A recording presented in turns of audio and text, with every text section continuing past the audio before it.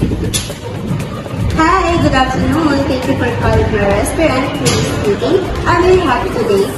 Hi, I would like to book a dinner reservation, please. Sure, to secure your booking, may require a 1,000 pesos for reservation fee, which will be applied to your total bills. Are you interested in proceeding with the reservation? Yes, I would like to proceed. Okay, for how many people? A table for 5, please. Alright, may I have your name, phone number, and your address, please?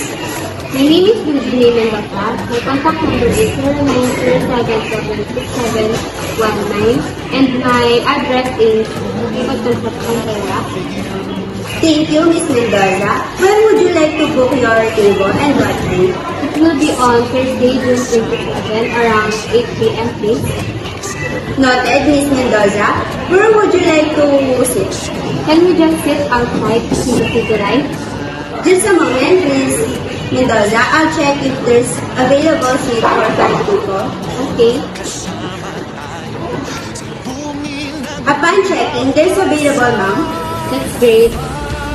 Alright, thank you for calling, Miss Mendoza. We look forward to see you then. Have a nice day. Goodbye.